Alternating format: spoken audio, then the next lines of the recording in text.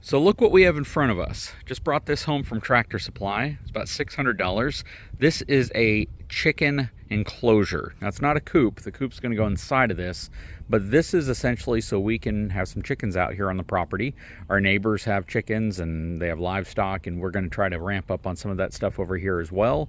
Again, got this from Tractor Supply, not sponsored, nothing like that. We just picked it up because we needed something that would work well. We also plan on having some rabbits living in it as well. Now, just some best practices that we've picked up from our neighbors is it's best to have this over sand if you have chickens, but it's best to have it over something hard if you have rabbits, because the rabbits are going to want to dig through the sand and the chickens are going to want to poop on everything. So if you have this over like pavers like we have over there, the chickens are going to make a total mess out of it, whereas it would be great for rabbits. So it's kind of dealing with a little bit of both. The rabbits, on the other hand, can be problematic on sand because whenever they go potty, they can get that stuff clumped up on them, and it's not really good. So everything we have out here is sand. It's sandy loam, and that's going to pose some challenges for us, but we're going to try to get this thing assembled. It's about 285 pounds worth of gate.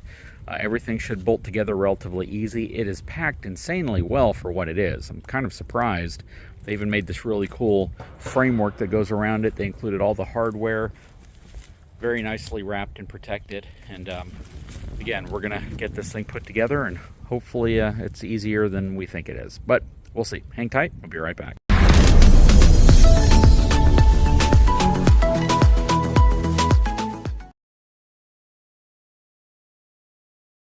Okay, so we have all the panels out and everything is kind of arranged where it might need to be so we can easily assemble it. We also got this right here. This is a half inch hardware cloth. This is going to wrap around the bottom section of it, and it will also go into the ground to prevent digging, prevent anything from getting in, depending on how we do it. If we use the pavers, we may not need that, but we'll still need it probably around the bottom just to prevent larger rodents and things from possibly getting in. You can see how you have the square and then the rectangular opening there, and this is what it's going to look like. It's really cool. It's 8 by 8. Looks like it's pretty easy to assemble, and it has a really nice entry exit door that's already included. It's right here. It's already installed. You don't have to do anything except use it. It opens both ways. Looks like it's really easy to assemble. Steel frame, welded wire, powder coated finish. This would be really cool. Can hold up to 24 chickens. So here are all the clamps that we're going to use. You have 3 different sizes, plus you have all your bolts and nuts over there. They're all locking nuts, but these essentially clamp to a tube like this and connect it to another tube. So assembly looks like it's pretty simple, except for the fact you got a ton of these clamps that are going to have to go in place. But yeah, we'll follow the instructions, make sure we do it the right way though. A lot of common sense kind of goes into assembling this. You want to start at a corner. You're going to have half of your gable right here going up, connected to a flat wall. And then you're just going to kind of work your way around so it turns into kind of a freestanding structure. It lets you know specifically what fasteners to use on each specific section, and then it lets you know here how you want to connect things. So you want the gable end to be on the inner tube right here versus being the outer tube. And then it lets you know how you're going to connect it with the clamp, which way the bolts go through, which way the nuts go on. Okay, so just made a quick stop so we could go to Home Depot and pick up some pavers. These are 24 by 24 by 2.5 or 3, something like that. They weigh 88 pounds a piece, and there's 28 of them in here on top of a heavy-duty pallet. I think we're right over, let's just say right around 2,500 pounds. So a little bit over a ton, and yeah, a lot of people wanted to see how the truck sits, considering last time I picked up a pallet like this full of pavers, we were doing some path areas and areas all over the place. We burned through them pretty quickly, but I used my mini dump trailer, mainly because I'm not a huge fan of having a forklift go right up against the back of the truck, because I have to extend the forks in order to get them into the bed. And again, I don't really like the risk of them damaging a tailgate. Even if it's accidental, even if they have insurance, even if it's covered, you're still talking about a lot of downtime, a very, very expensive tailgate, especially if you have a 24 model that has the parking sensors and the backup camera in the gate. So again, I try to avoid that. But from a load perspective, the truck isn't sitting bad at all. I mean, it definitely dropped several inches, but kind of something to consider when we were doing the shock hitch evaluation test. We had about 2,000 pounds on the back hitch. So we literally had a ton hanging off the back. And this is about 500 pounds more than that in the bed. So this truck can easily handle it. Actually, this truck can handle about double that load. So I could have gotten 2 pallets worth of pavers before this truck, or right around at the point this truck would hit its maximum cargo capacity. But then sitting in the truck or anything else in the truck, my toolbox, my winch, all that stuff would make the truck definitely go over. So with everything said and done here, we still have about 1,500 pounds worth of available cargo capacity if you're basing it purely off of the sticker cargo capacity rating. But again, we have a heavy bumper, we have a heavy winch, we have a toolbox that has a bunch of stuff in it. Under the seats are loaded with towing stuff underneath the toolbox, and now the pallet of stuff in the back. But yep, just wanted to quickly stop, pause, let you see what we loaded in the truck, and that the truck is pretty much sitting level at this point. Maybe still a little bit of a rake in the back. It dropped down about 1.5 inches once we loaded that in the back. Anyways, what we're going to be doing here though is putting them in this area over here. So at first we were going to put the pen right here, but we figured it might be a little too close to projects that we were doing in that area. So we'll probably put it right here. I have to measure it out though, because I don't know if I have the width before we hit this tree. The space between here is probably 9 feet. The pen is 8 by 8. So it'd be really, really close to this tree, which isn't a huge deal, except I wanted to create kind of a little bit of a walkway around it. So we're gonna have to kind of work this out and see specifically how it's gonna fit. But the idea is to put it either right here or right here. So either space will work out well. We could even put it right in this area. A lot of shade, a lot of tree coverage in this area, so we don't have to worry about the animals that we put in there overheating, hopefully. And yeah, we're gonna get back to it and get all this cleared out so we can put the pavers down and get the project started. Okay, so I got my buddy over here helping me. He's putting the pavers down. We're gonna do that. So it's gonna be 10 feet by 10 feet. Over here, I'm assembling each section. And I'm going to make 4 sections, then I'll put it all together. That way, whenever the platform's done, we'll have the ability just to kind of move these over there and connect them all. I'm doing the 4 corners, and then we'll get it all in place, and then we'll eventually do the roof. But this is what it looks like so far. These are actually pretty easy to get together. You just put one on each side, run the bolt through, put the nut on the other end, and compress it tight. And when you do it in angles like this or corners, it actually kind of keeps everything upright so you can keep working. So we're going to go ahead and do the other 2 corners, and then actually we got to tighten that one up, then we'll do the other 2 corners, and we'll be ready to put it in place whenever all the pavers are down. Okay, so this thing is super easy to put together. I've connected the 2 roof panels together. They have little connecting rods right there that simply snap into place. They have this side of the clamp already on, so whenever we get the corners in place, we simply set this on top and put the bottom of the clamps in, drop the bolts in, and tighten the nuts. Over here we have that corner, and we have the 3 other corners all completed, and here's the other section for the roof as well. So coming along, just need to get the platform done. I'm going to help over there, and then we'll set everything on and connect it all together. Okay, so I totally forgot that I was supposed to be recording all of this, but I have finished the pavers. My buddy had to leave early, so I finished the last half of it. If you look inside of here, we got all 4 corners brought in. I connected them in the center. Once you do that and this thing has some rigidity to it, you'll realize if it's not level. So there were some areas over here that weren't level. I lifted up the bricks, put sand underneath them. It was pretty easy, just used a pry bar, lifted them up where I needed to. I'll add more sand in some areas as well, but we're also going to have some 1/2-inch mesh that's going to cover the bottom part of this, so it'll cover up any large gaps for sure. We already got one of the roof panels on. Basically, you just set it in place and then shimmy everything where it needs to go and put the 4 bottom clamps. There will be a total of 8 clamps right there, and then 8 more on the other side. I'm going to be putting this roof section on right here. Now that it's elevated here, I was actually afraid that this door wouldn't open. It does open, so that's a pleasant surprise. But the bad surprise now is that because I'm stepping up so high, I hit my head on this, so I got to be careful about that. It's coming along pretty dang well, and I think it's going to work out. So we're ultimately going to have bunnies in here, and then eventually we're going to have chickens in here, but we'll probably have half of it opened up on the ground so the chickens are over the sand and not over the brick. Or shoot, we might even get a second one of these and just daisy chain the 2 of them together and just have the chickens over sand and keep this one for other types of livestock that we have in here. But this is really, really cool, and it's coming along really well. I got my wife here.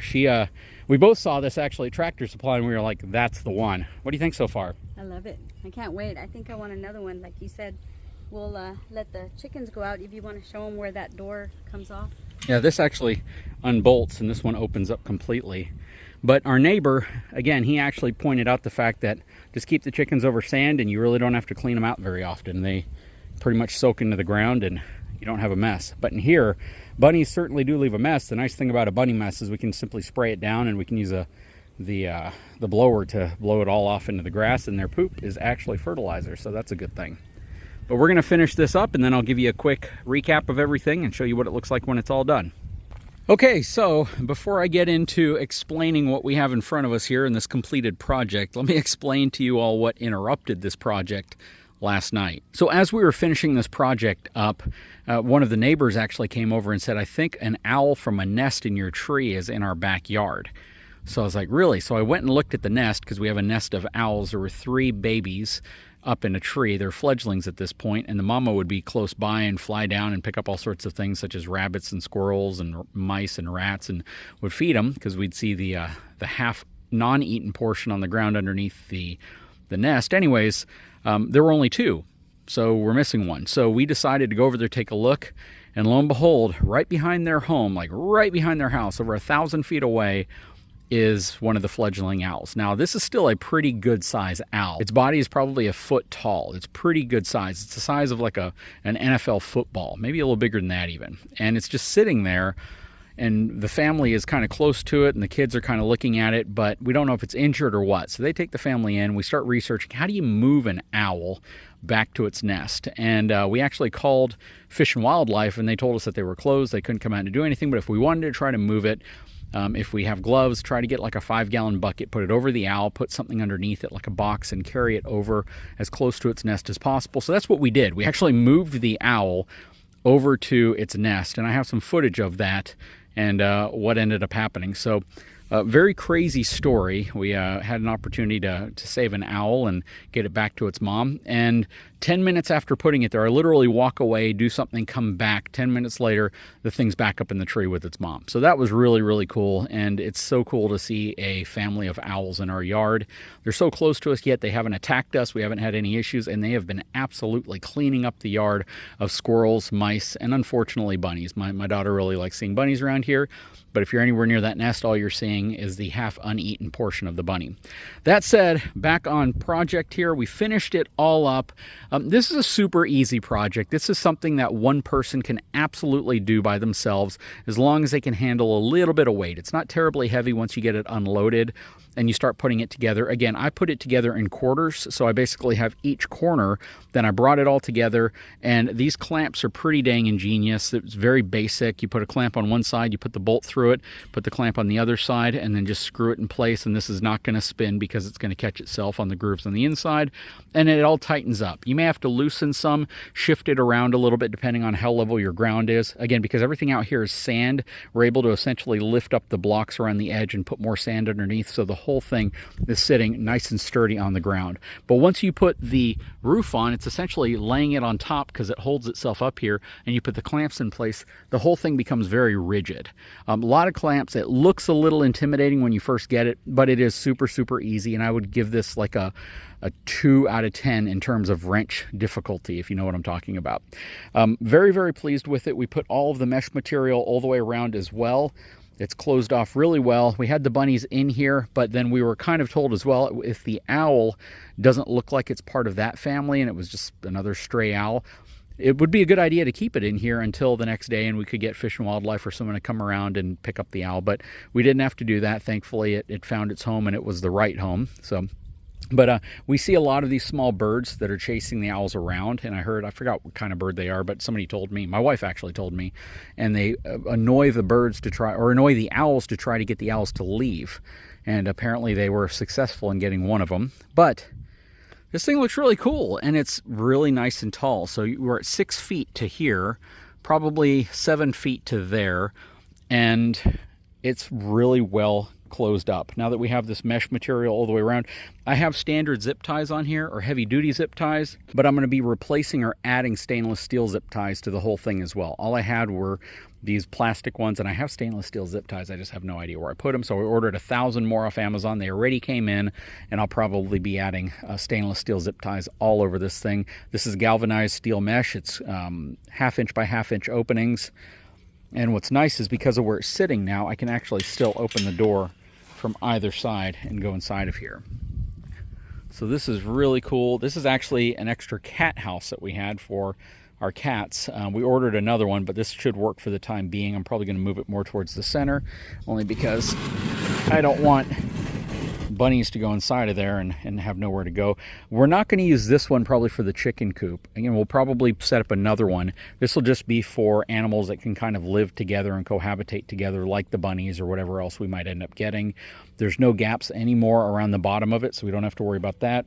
Over here, there's wood that prevents anything from getting out from under there, and the door pretty much goes all the way down except for about 1 inch of space, so I don't think the fat chunky bunnies we have are going to be able to get out through there. But we have our bunny water thing right there. I don't know what I'm going to do about water and food. I want to put it in a place that's going to be nice and safe and they can still eat, but we're probably going to put some hay down in here as well. But overall, this is a cool project, and we definitely ran into some unexpected surprises along the way in terms of the owl, but this right here was an easy project. I have a tarp coming in. Actually, it already came in, so I have a tarp that's going to go over this until I figure out what type of roofing material I want to use up here, whether I'm going to use like a corrugated steel or plastic. But yeah, we're definitely going to cover the top of this up and provide some shade, just so whenever it gets a lot of sun out here, we don't have to worry about the bunnies overheating or whatever we have in here, because there's really only this gap right here, but there's usually a pretty good amount of shade, and there's definitely a good amount of breeze in this spot. But what are your thoughts? Let me know. Super, super fun project. I love the fact that this door opens from both sides, which is really nice. And I'm pretty pleased with it. It turned out really nice, but I'd love your feedback. Anyways, if you haven't had a chance, please take a moment, subscribe to the channel, give me a thumbs up, and we'll talk to you again very, very soon.